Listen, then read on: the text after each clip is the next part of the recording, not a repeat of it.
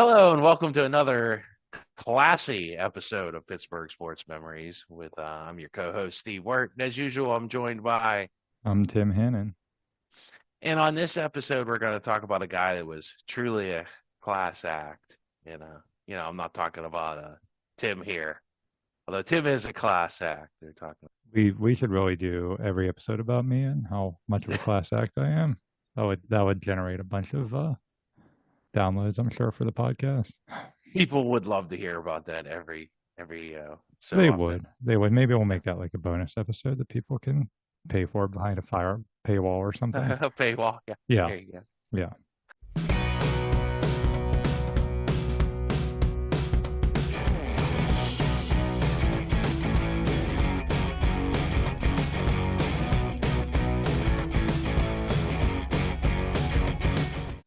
So, on this episode, we're going to dive into Larry Fitzgerald and his greatness on the field. He played at Pitt, obviously, and he played a very long career in the NFL. And I don't know if anybody's noticed this, especially in Pittsburgh, but wide receiver seems to be a position filled with I don't know, malcontents and narcissists and you know wretched sky was a wretched hive of scum and villainy, as Obi-Wan Kenobi would say. But Larry took a different path. He handled himself with class and properly, I would say. And he was in some tough circumstances in his career, obviously losing the Super Bowl and playing on some pretty bad teams, but I haven't heard him complain at all, but we'll get all into that next. So, starting, Larry Fitzgerald grew up in Minnesota, and believe it or not, he was actually a ball boy for the Minnesota Vikings, and he actually worked under Coach Dennis Green. And I think Dennis Green knew who he was, and he didn't let him off the hook. But Or Dennis Green will never live that down. yeah, I mean, I know he's since passed away, but I mean that's just what like everybody will always he was actually a really good coach. Everybody will always remember that rant. I think he coached at Stanford at one point. Hmm. Also, like he was successful in college and very successful NFL career. Unfortunately, he never made a Super Bowl. For him, I mean, he did have that Vikings team that went 15-1 and probably should have at least made the Super Bowl. But that's what happened. Fitzgerald, he played high school football in Minnesota, and I don't know if a lot of people remember this. For some reason, he didn't meet the qualifications to play in college out of that high school. So when that happens and Pitt wants you as a player, they send you to Valley Forge Military Academy, and he spent a year there getting himself eligible. LaShawn McCoy did much the same thing, but I think LaShawn McCoy was more because he injured himself his senior year of high school, so he needed almost like a year to rehab. But Larry did, for whatever reason, his grades, his eight, whatever is, and I don't know what scores weren't proper, but he did a year, and that will come back to kind of haunt Pitt later, quite honestly. So he comes to Pitt in 2002, and that's his freshman season, and we're not thinking much, right, Tim, of his freshman season, I mean, I but I I didn't. I remember that year. I remember a couple of things about that year. One was that there was a lot of optimism because they had a good season in 2000. They had a weird season in 2001 where they started off poorly, but then went on a real hot streak at the end. And you thought 2002 would be like the year they put it all together. So I remember being optimistic about that year, but I had no idea who Larry Fitzgerald was until the game that you're probably going to talk about, Texas A&M game. yeah, and I do believe Rutherford was the starting quarterback, I believe, yes, for these next two seasons. So he kind of had a little bit more of a seasoned quarterback, and I think that comes into play later also, if you think about it. So, Rod, was a good quarterback, strong armed.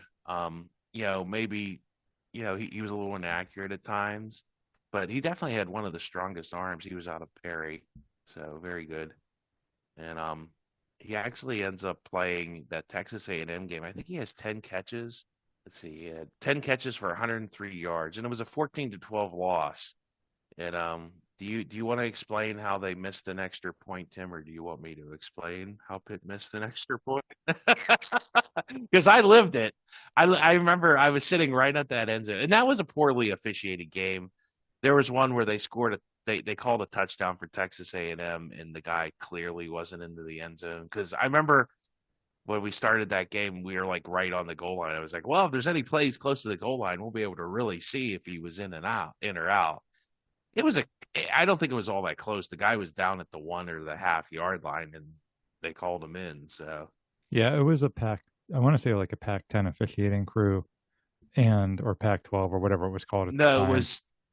it was their conference. They brought their own officials as so it was a big it was a Big 12 or whatever that conference is that they were Yeah, in at that either time. way, the officiating was weird because Pitt tries to run for the extra point to swinging gate formation where like only the center lines up over the ball, everybody else lines up way far away, and then they all run into their rightful positions. It's supposed to confuse the defense. We talked about this in our like Pitt terrible losses episode, and they call a penalty on Pitt after they make the extra point. Then they call another penalty on the second extra point. Then on the third extra point, they miss.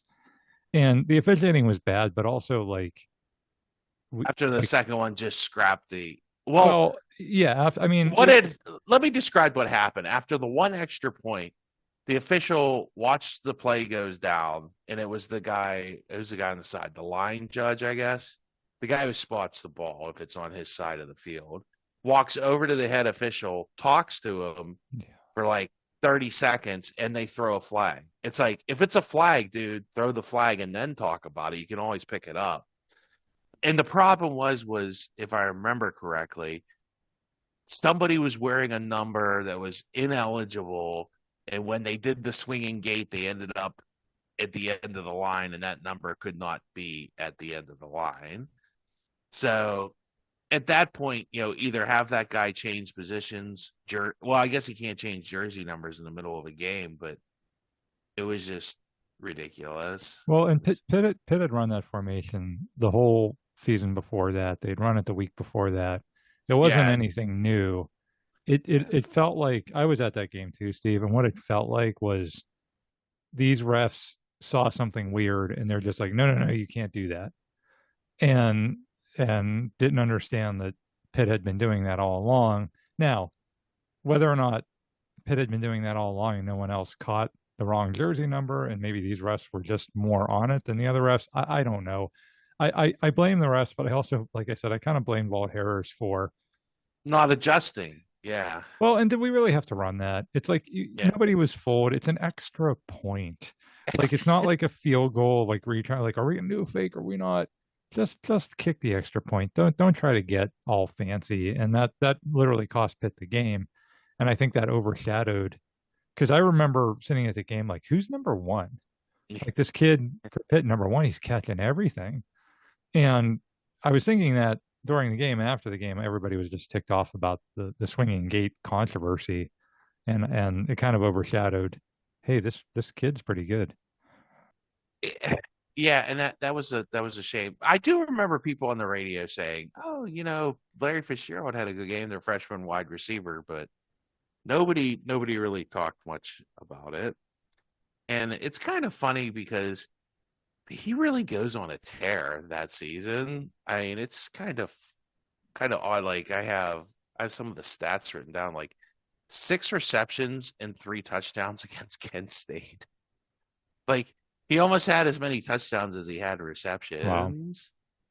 I mean, which is just that's really wild. And it's just Larry. I don't think people had figured out how good he was yet. In Ball State, he had 3 receptions, and I think touchdown. He had a couple touchdowns in that game, and they had beaten Virginia Tech, who was I do believe ranked. I don't know what they were ranked. That's They were but third. yes, they were third, and that Yeah. was that was in That was in in Blacksburg. Blacksburg. Yeah. Yeah, so that was a big win because I remember a couple seasons before Pitt had slowly been getting close to beating them, and they never could quite, pull it off for Well, whatever reason. they beat them. But They did beat them in 2001. they did Yeah, beat them the year before. but what you're thinking of is the Michael Vick years, where they would come really close and then not quite get over the hump. Well, even there was that year where they missed R.J. English wide open. Yeah, that was 2000. So 2000 Yeah, was that yeah, was in Blacksburg. R.J. English is wide open to win the game, yeah. and whoever was Terman, our quarterback, he overthrew him. Yeah. And then I guess you're right. 2001. That's right. Well, that was a game we were supposed to lose, and we Yes, ended up winning. at home. Yeah, yeah. Because I went to that game too. I remember that. Yeah, Yeah, and then 2002 we beat them in yeah. Blacksburg. But 2002 was a bigger upset. 2001 they weren't ranked like number 3 in the No. nation, and we were playing them on their field. In 2002, that was a huge upset. And they at the didn't. time. I don't think Michael Vick was still their quarterback by then. I'm pretty sure. No, he had gone to the NFL Yeah, by then, no, but they were yeah. still again the number 3 team in the country. And Larry has a really good game in that game. In fact, he has a really amazing catch to, I believe, tie the game in like the third quarter. It was like 21-14, and he makes an over the shoulder, I think, catch in the end zone. So Larry makes a great catch against Virginia Tech, and it's all peaches and cream for all of us Pitt fans. We think, wow, we're going to win tons of national championships with this guy. Maybe not. But what they do end up doing is they end up going to the Insight.com Bowl. And I think we're still trying to figure out what Insight.com does. I think I've asked this question many times. They do something with computers. They provide insight to what you need to know about the computers. Yeah. Maybe the meaning of life. That'd be more fascinating if they did that. But he gets and that's really, I think that's more of his coming out party than even the Virginia Tech game. And I know that's definitely something we have we played this before, but we'll play the sketch again just because it's so much fun. So in the first quarter of the game, it's 0-0, and Larry Fitzgerald decides to arrive on the scene. And the blitz of Rutherford picked up nicely. Has time to fire one deep. Fitzgerald open. A diving catch for a touchdown. Are you kidding me? There he is, folks. That's the guy. That is a true freshman. Look at this, folks. Oh. That is a fantastic football catch. That's Jerry Rice reincarnated. So, as you can hear, Bill Curry was really, really impressed, as he should be, because it was a really impressive catch by Larry. And it kind of opened up the game. And I didn't realize, like, I was reading some of the summer, like, that game was tied at halftime, and Pitt's defense kind of took over in the second half. And, won the game basically for him by shutting down Steven Jackson. And he was a pretty good running back. Even in the NFL, he's a pretty good running back. And Pitt's defense kind of shut them down, and their offense scored some points. I think even Tyler Palko scored some points in the second half because they brought in Tyler Palko for a little bit. But, do you remember any other thoughts about the Insight.com Bowl, Tim? I remember how exciting it was when we had the Insight.com victory parade through the streets of downtown Pittsburgh. Remember they had to close like all the businesses that day. It was a big deal. You felt very insightful. Yeah. I mean, man, I'll talk about a party for that one. No, you're right. That was definitely. I mean, bowl games. I feel like bowl games back then were a little more relevant than they are today. Not a ton, but that was still in the days where you had fewer options of things to watch. Right. And so if there was a bowl game on ESPN, it tended to draw a pretty good audience because it's like, oh, a football game during the holidays that we can all sit down and watch. And so that was pretty big exposure at the time for him. So I think you're accurate when you say that kind of like puts him on the map. Yeah, and especially like Bill Curry and, I think it was Mike Golick just ranting and raving about him. Mm-hmm. And like I've said before, like the next season in 2003 because Pitt's always trying to hawk season tickets, they had him on the side of a bus, flights taking off, early. And it was just it's a great catch. He literally goes ladder. One of the best catches I've ever seen. Mm-hmm. and he's an amazing athlete. And balls in the air, I think he's one of the best jump ball receivers, if not the best jump ball receiver. He's probably better. Chris Carter was really good at them. He's better than Chris Carter at that. Yeah, I feel like Calvin Johnson's the only other receiver Yeah. that I've seen that even you could, you know, that you could make the argument that could be better or as good. But you're right. But he nobody doesn't else. have the wingspan that Calvin Johnson had. I mean, Calvin Johnson just had he was like Scottie Pippen out there playing football Yeah. with those really long arms. But Calvin Johnson was really good too. And he beat, remember he played for Georgia Tech and he whooped it up on WV? I remember that whole game. Calvin Johnson.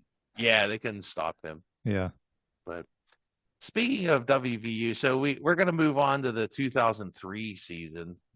So this is his sophomore year, and I'm sure there'll be many more years to come, right, Tim? Well, he's only a sophomore, so I mean. Yeah, I mean, he's just going to be there forever. And Pitt's like has this great season, and it's kind of like, what am I trying to like? Yeah, let's see. Their record ended up being 8-5, which was a little disappointing, but they were in the mix to win the Big East that year.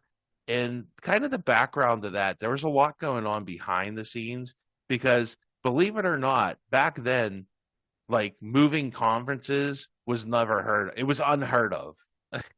And this is in the year before, like Miami. Originally, it was going to be what? Miami, Syracuse, and somebody else going to the ACC, right? Well, I mean, I don't know who originally it was going to be. I know it ended up being Miami and Virginia Tech.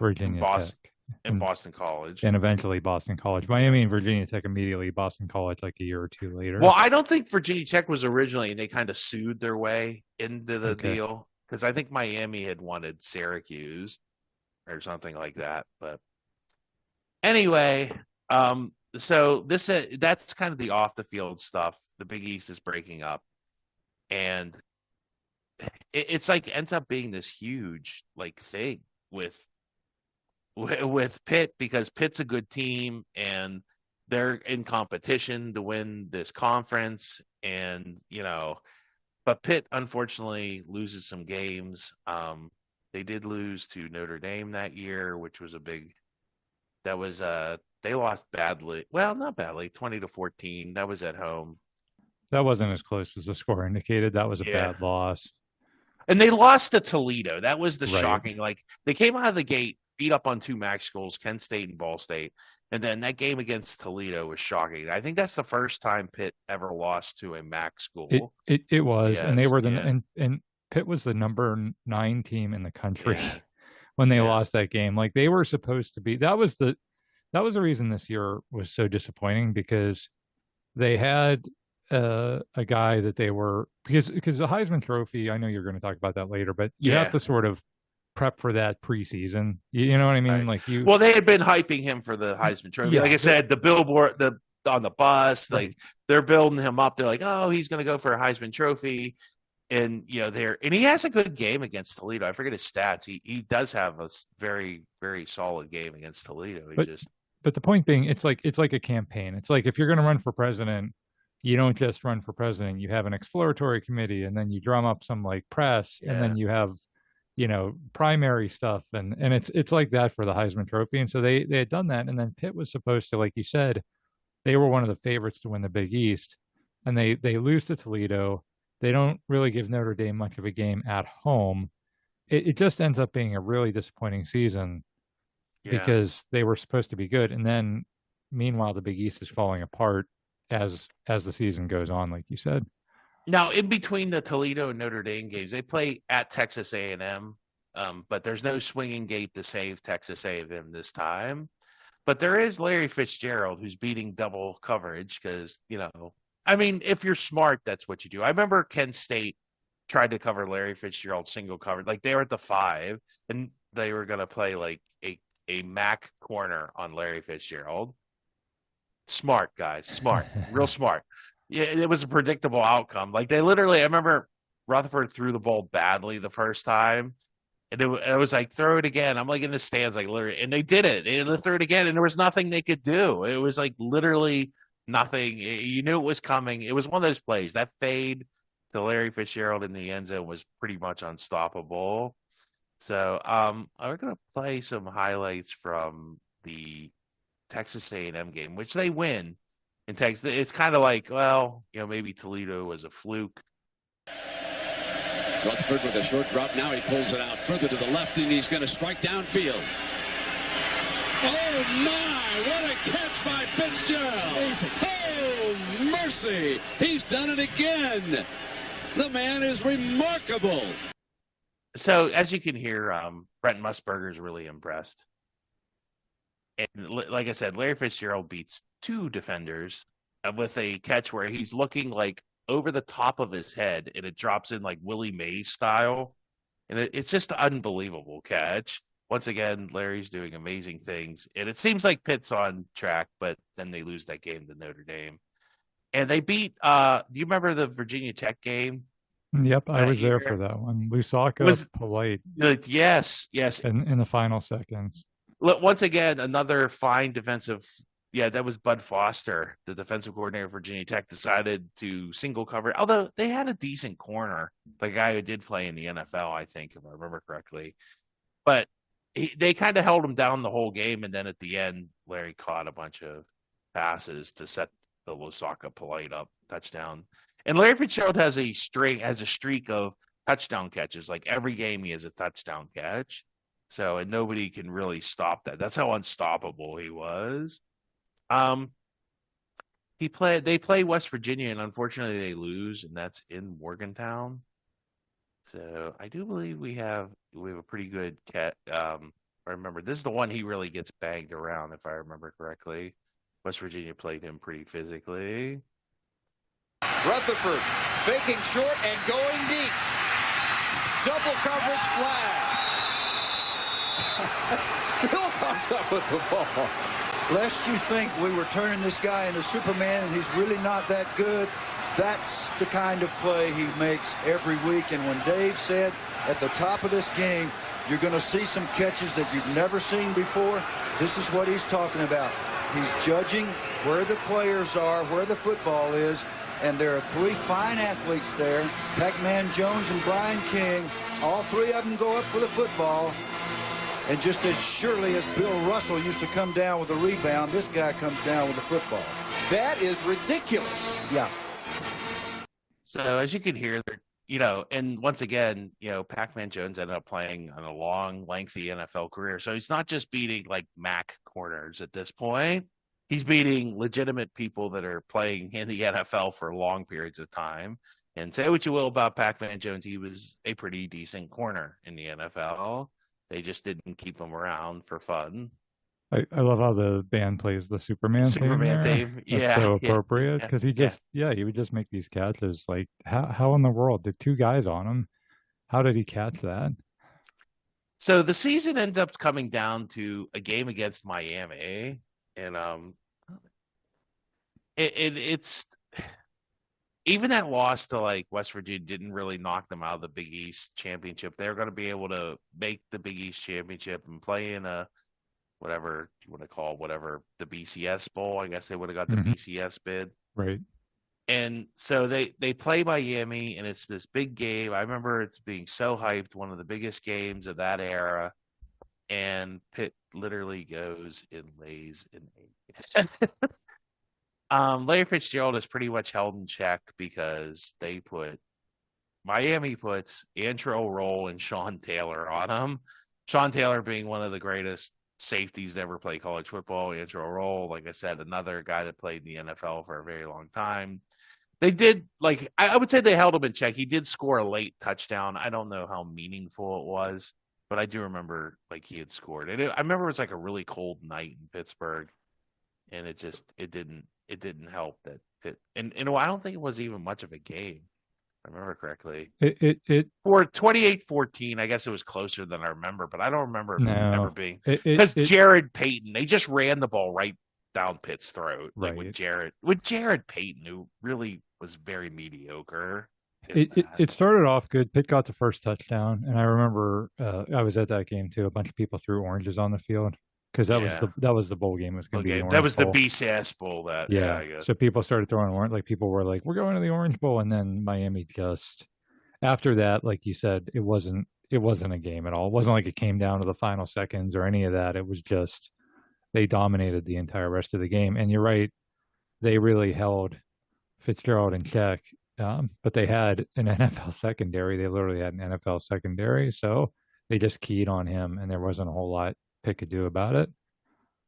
Yeah, no, that one hurt. I think that's one of probably the worst losses in Pitt football history because that was one they needed to win just for the conference, for themselves.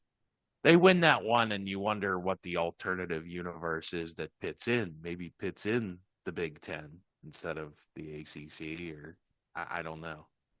It hurt too because it was a disappointing year. They lost to Toledo, they had lost to Notre Dame, they had lost in Morgantown, but that would have salvaged everything. Yeah, it's like okay, yeah, some bad losses, but they still win the conference. They're still playing in a BCS bowl, and then Larry Fitzgerald's on a national stage against whoever the opponent was going to be in that game would have been obviously a. Was it Georgia? Was that the year West Virginia played Georgia and won? I think that's what it was. Because like West Virginia ends up being like the what I want to say standard bearer of the Big East for that era until they lose a game 13-9. Pitt was never once for conferences, I guess. So it was actually Miami versus Florida State. So Miami, by beating Pitt, makes the Orange Bowl. Okay. And plays Florida State. So it still would have, I mean, that would have been a huge game playing Florida State at the time. Bobby Bowden was still the coach. They were and an ACC opponent. Yeah. Yes, exactly. Yeah.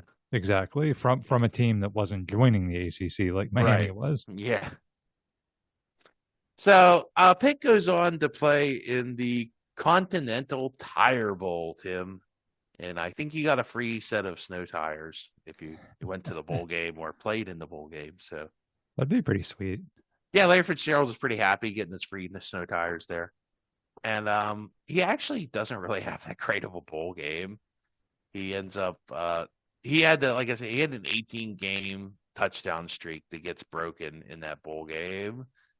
And for some reason Pitt can't cover a tight end. The guy goes for a bunch of yards against. might remember him as Heath Miller. Yeah, I think Schwab not Charles Schwab. Matt Schaub was there. Matt Schaub, not Charles Schaub. Charles Schaub was the giving financial advice. I think that game all I remember about that game was as a fan I was bitter and disinterested, and I felt like the players kind of felt the same way. Like it was a disappointing season. And playing in the Tire Bowl, winning the Tire Bowl or losing the Tire Bowl really wasn't going to change anything. It's kind of like how it is, like very much how I feel about bowl games now. Yeah, I think it depends on what your path to the bowl game was. You know what I mean? Like if you were having a good season, then it fell apart. Then the bowl game, it's like, okay, this isn't going to fix anything. Now, if you're a team that like the couple of years before that, where Pitt had stunk in the 90s, and now they're playing in a bowl game. Yeah, it was like, hey, look, we're finally in a bowl game. Yeah. So it just depends, I think, on the trajectory to get there sometimes. But that game, I just felt like that. Like I said, nobody cared by that point, and I don't think Pitt really cared much as a team either. Yeah. So, like I said, Larry loses his touchdown streak. Rod Rutherford ends up graduating that year, and you might think, well, big deal, but actually, I think that plays a role in what happens here. So the NFL at the time had a rule that you had to be 3 years out of high school to enter the draft. Do they still have that rule? I don't even know. I believe so. Yeah, I believe they still have that rule. So, I mean, people, railed against it, called it racist and all that. But last time I checked, you can't rent a car if you're under 21. You can't, join the military if you're under 18. So you can't vote, can't have a drink if you're under 21. So you can't, I don't think you can drive like a big rig truck unless you're 21. So, I mean, are all those things racist too? So whatever. It's an age limit. That's all it is. So I think Larry Fitzgerald actually went to court, or I don't know if he went to court, but he appealed it because technically, if you remember way back when, he went to Valley Forge Military Academy out of high school, and that's not technically military, not a high school. So he is technically 3 years out of high school. And the NFL says, okay, yes, you are technically 3 years out of high school. You can join the NFL draft. And Larry decides to go in the draft. We can talk. His awards that he did win, he won the Biletnikoff Award for being the best wide receiver in the country. That's probably kind of a no-brainer. But he was like you said, in contention for the Heisman, and probably not doing better in that bowl game didn't help his chances, and not having a little better showing against Miami didn't help him. And so, guys, he ends up losing to a gentleman named Jason White from Oklahoma. And even I think that didn't hurt as much as the fact that the people in the local papers, Bob Smizik, Ron Cook, were not even voting for him, and for the most, like, I don't know, petty reasons, like, oh, he doesn't touch the ball every play, and a guy that touched the ball every play, so so I guess Desmond Howard shouldn't have won a Heisman Trophy, or any running back who doesn't touch the ball every play. So it was kind of weird, tortured logic. I'm not sure why they chose to make that stand. And here's what I'll say about those kind of awards. You have to remember those awards, and this go for the Hall of Fame stuff too, is only gets credibility by you being, very formal and making yourself credible and making credible arguments that aren't petty and stupid. If you're going to make petty and stupid arguments, you're going to make your award organization look very uncredible. And I think that's where I've kind of landed. And this was one of the things, like, that just made me lose interest in all the NFL MVP stuff. And it's getting there with the Hall of Fame stuff, because it gets very petty and personal. People voting against, what in baseball, then somebody voted against Derek Jeter just because, oh, you can't have what's it called, a unanimous vote for a player. And I just once again, that just hurts the credibility of the organization and your credibility. And not in the NFL, and the Heisman Trophy has a credibility problem. They voted who was the golden boy from Notre Dame back in the 60s? Was that Paul Hornick. Paul Hornick, that's it. Won a Heisman Trophy over Jim Brown.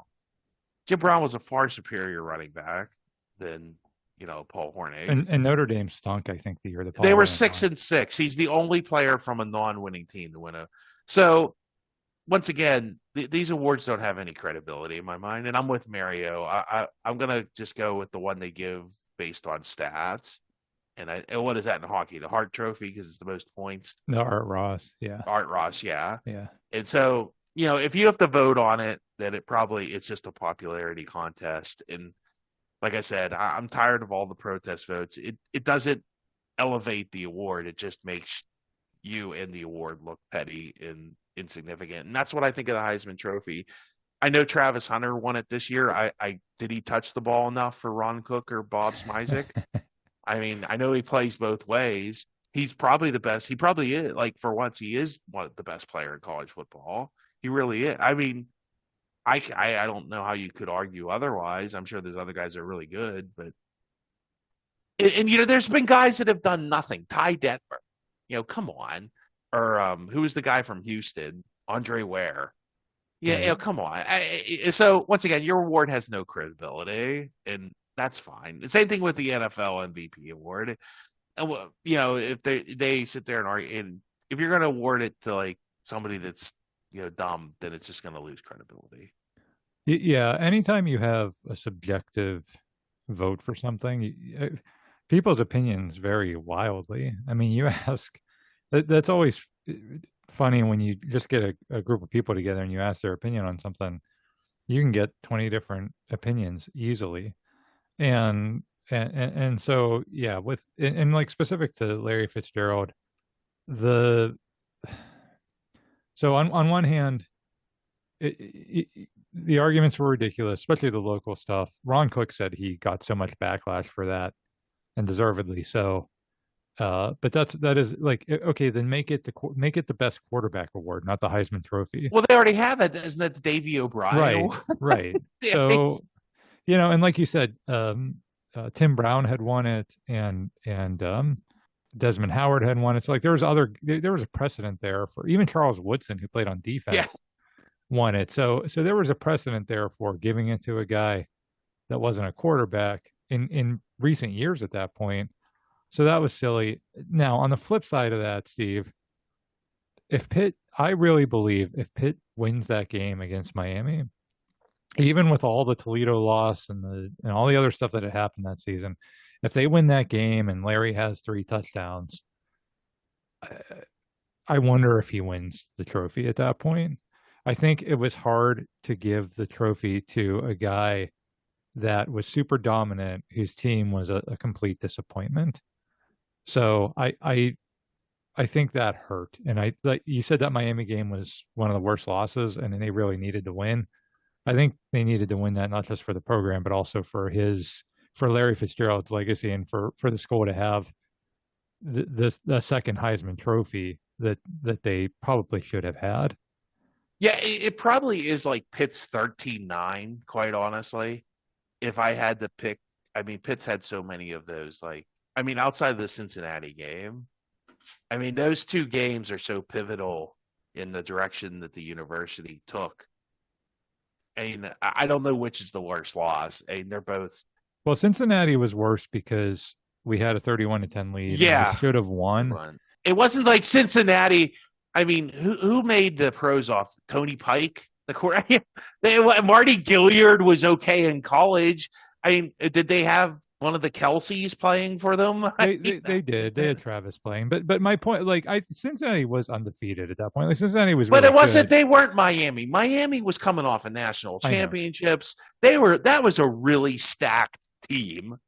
Yeah. Yeah, that was also the Wannstedt era where he had built all the way up to that point, and that was supposed to be the culmination of all that, and it didn't happen. This was similar, though. This was kind of Walt Harris's. This should have been Walt Harris's culmination of everything he built with one of the best players that Pitt's ever had. And two, with like all the off-field stuff too. Like, they needed the point, well, we're going to be fine. This would have been the have fun on the way out the door. We're going to be fine without you. We don't need you, game. And it turned out to be the exact opposite. I forget, they did get the BCS bid, Miami, and then I want to say West Virginia did end up beating whoever they played. It was a pretty big, I want to say Georgia. I know. And that's the whole joke of it all, too, is like the Big East has a winning record against the SEC in games. So go figure.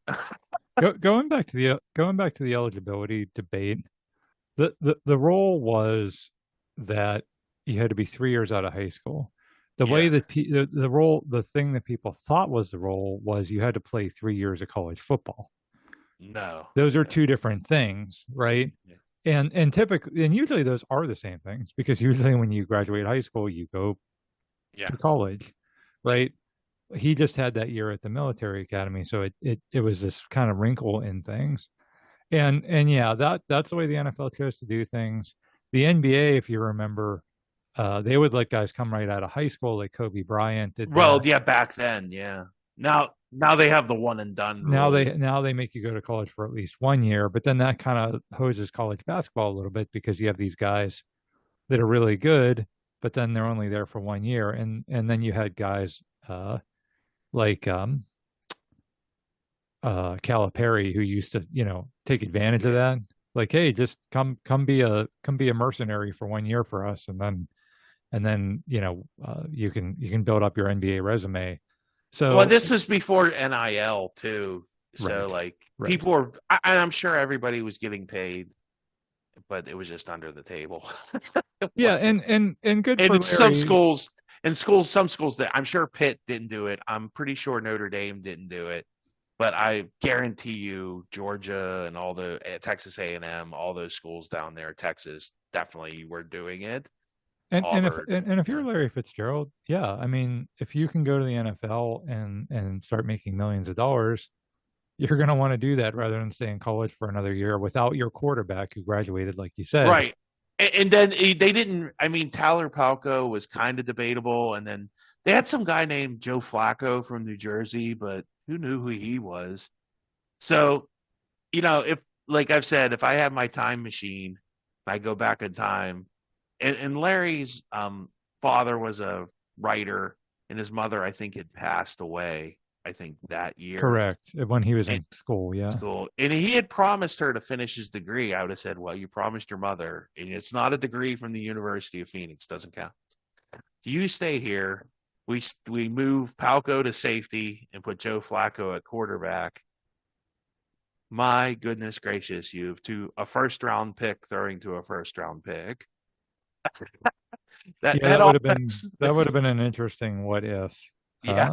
But it doesn't happen. No, because, we must make Bob Pelko happy. But actually, I always criticize Walt for that. But, it looked good in the short term. He threw 5 touchdowns, 4 or 5 touchdowns against Notre Dame. So it wasn't like Tyler Palco was a complete bust at quarterback. Right. Anywho, Larry goes to the NFL, and he plays like 2 years and flames out. Just kidding. He plays like 16 years. And where do we begin with his NFL career? Well, he gets drafted by a team that's historically bad. The Arizona Cardinals, yes. And do you want to go through the quarterbacks he played with? I mean, he's going to play with all these great quarterbacks, Tim. He plays with one Hall of Fame quarterback for, 3 years? 2 years? Yeah. And then one pretty decent quarterback. And then, of course, I mean, you're obviously talking about John Skelton. I mean, he was. What about Max Hall? Max Hall was great. Kevin Kolb. When Steve goes through this list, I mean, this is really a tragedy because it's a who's who of nobody. The Cardinals failed him miserably. He still's got to make the Hall of Fame. If he hasn't made, he's not eligible yet, right? Well, he's second all time in receiving to Jerry Rice. All right, here I'll start. Yeah. Do you want me to start the list, Yes. Tim? We'll go in, I guess, chronological order. Josh McNown, journeyman. Whatever, right, Tim? Mm-hmm. Sean King. Well, that was the tail end of his career. He was good in Tampa Bay. I don't know if he was good. Let's say he was mediocre in Tampa Bay. Mediocre. Yeah, this isn't too bad yet, but it gets worse. John Navarre. Sure. I guess. Kurt Warner. Okay, you got a Hall of Famer. And then we get into the Matt Leinerts of the world. That was will we call Matt Leinart a bust? I guess Yes. we will. And then, I mean, now this whole time they're changing coaches too, between Dennis Green, Ken Wisenhunt, and then I think eventually Bruce Arians, right? Yeah. Right. And there's a bunch of other coaches sprinkled in for fun. Yeah.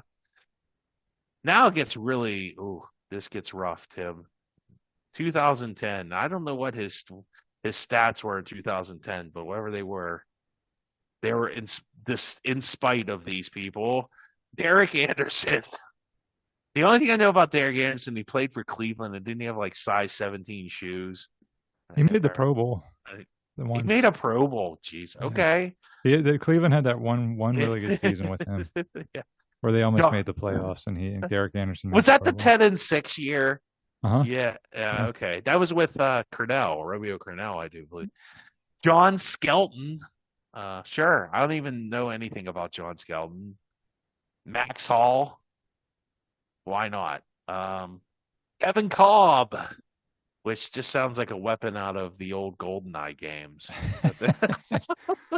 Sweet, I got the Kevin Kolb. That was a horrible gun. That was a horrible gun, too, if I remember correctly. Who the heck is Ryan Lindley?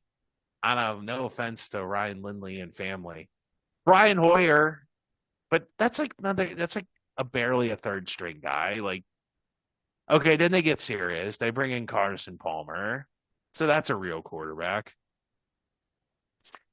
Draw play Drew Stanton, Tim. You remember him from Michigan State? I do. Blaine Gabbert for 5 games in 2017. Josh Rosen. Is that the infamous first-round pick that totally flamed out in 2018, I do believe? Yeah. And then they tried to trade him. Or was it Miami had drafted them, they traded him to Arizona, or was it the other way around? Either way, he wasn't good. Good. And he was like a first-round pick. Yeah. Sam Bradford. Oof. And then Kyler Murray for his last 2 seasons, who, I don't know, is the book still out on Kyler Murray? I think Kyler Murray is good, but not great. Like I don't think they'll ever win anything with him. And certainly when he was, like still feeling his way around the league, when Larry was there, he wasn't great. So, yeah, that's an awful track record. Like I said, that franchise failed him in every way. He's second to Jerry Rice.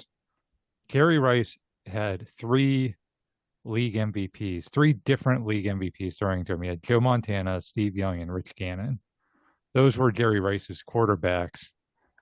And what Larry has Kurt Warner for 2 years as a starter, and he has Carson Palmer for like a year and a half. That's all he had. He didn't have anything else, and he still finished second all time to Jerry Rice. I think that says everything you need to know about the greatness of Larry Fitzgerald. He had Ryan Lindley. Come on, man. But like you said, Larry ends up having this great career. Super Bowl 43, 7 receptions for 127 yards and 2 touchdowns. Just unbelievable how good he was in that game.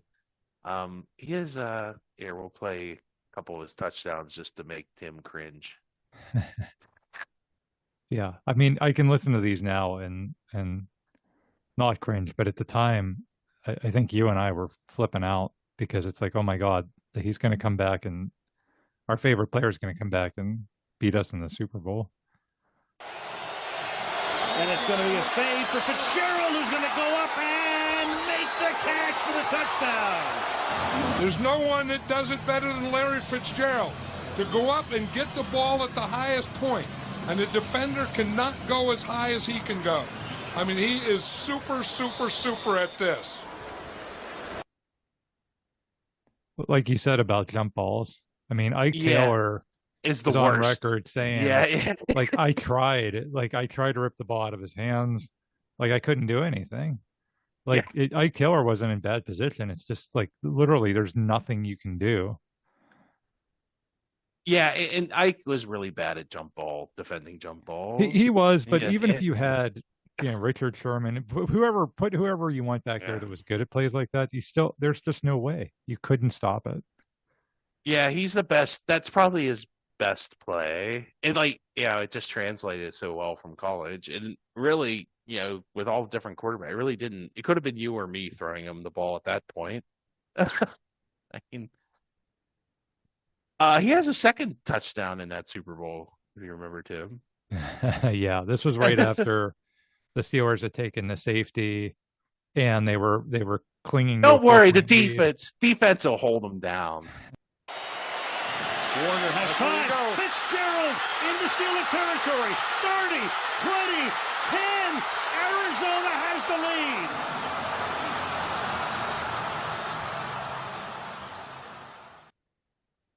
What was that with 2 minutes left? 2 yeah, minutes and 30 2 minutes seconds? left, and they score this, whatever that was, 64-yard touchdown. It was so many emotions at that point because the Steelers had blown the lead.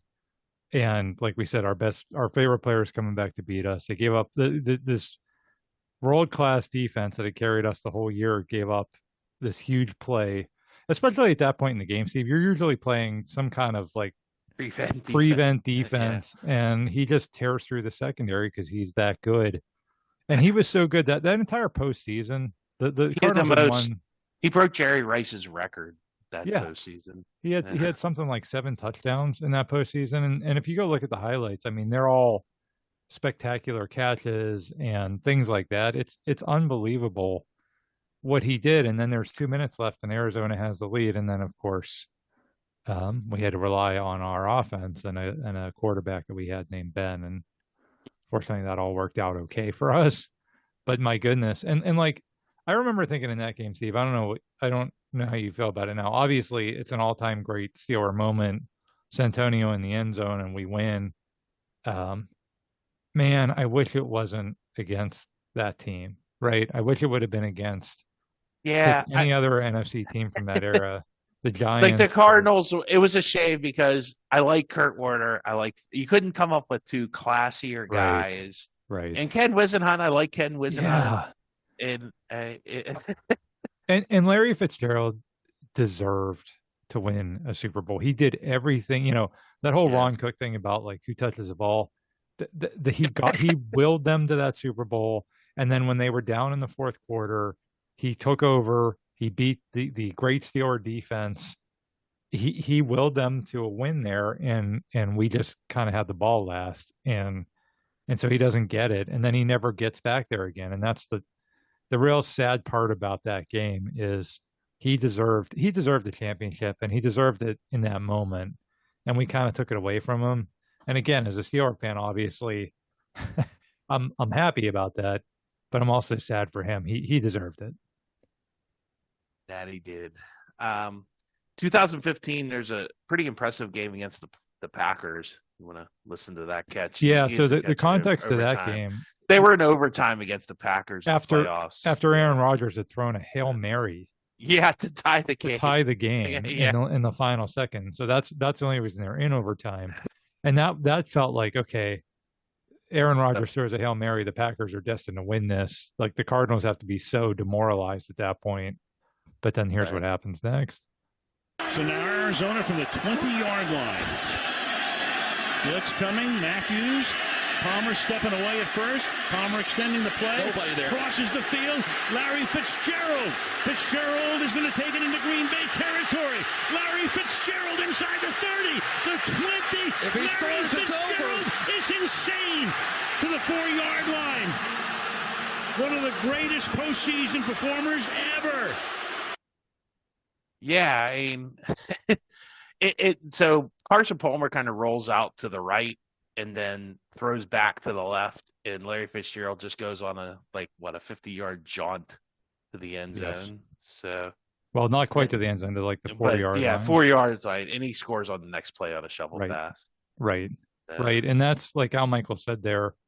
That's again the real shame of that franchise failing him, because the rare times that they did get into the playoffs, he was one of the greatest playoff performers ever. And that's really the mark of to me, that's the mark of a truly great NFL player. That's what separates Joe Montana and Jerry Rice from a guy maybe like Antonio Brown, right? Antonio Brown's one of the greatest, maybe the greatest receiver in Steeler history. But, well, here, compare Antonio Brown to like Lynn Swann and John Stallworth, right? Antonio Brown probably had more talent, probably was a better receiver, but what Swann and Stallworth did in clutch moments matters 100 times more. And that's who Larry Fitzgerald was, but the Cardinals rarely ever gave him the chance to do that. Pitt rarely ever gave him the chance to do that. I don't know. It's disappointing to me. Could you imagine if he would have got drafted by the Patriots?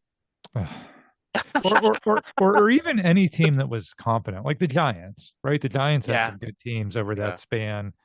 But I mean, him and Tom Brady, that would have been two of the most clutch players in postseason history together.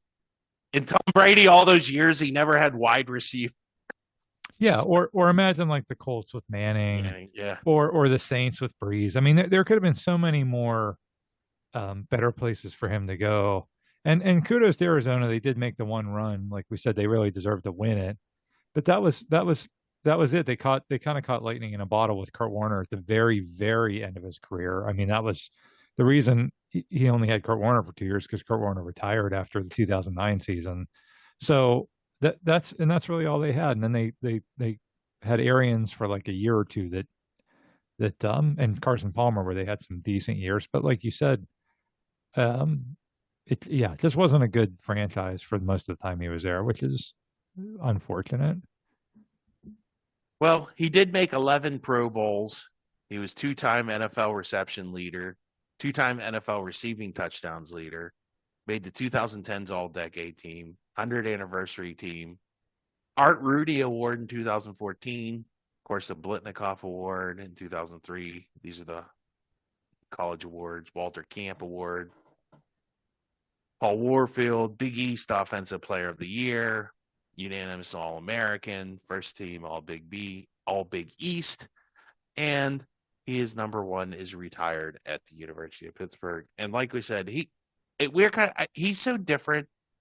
Like, when you think of wide receivers, you think of divas, guys that are normally attitude problems, and especially with the Steelers, like they've just had, and it's not just with the Steelers. I guess all the teams you've got, even Antonio Brown when he went to the Tampa Bay, like, he literally just quit in the middle of a game and ran around and made a spectacle of himself. And he's not the only one. Even Randy Moss had his moments, and Terrell Owens, and just all these guys, just what terrible attitudes. And then you have this guy, and I remember people always make excuse, well, he's a wide receiver, he's got to have that attitude, he's got to always want the ball. Who's it? Keyshawn Johnson literally wrote a book saying, throw me the damn ball. Right. So I never heard Larry Fitzgerald say that, at least publicly. Maybe he said it in the huddle, but it's just, it shows that you can do it, like I said in the beginning, with class and respect.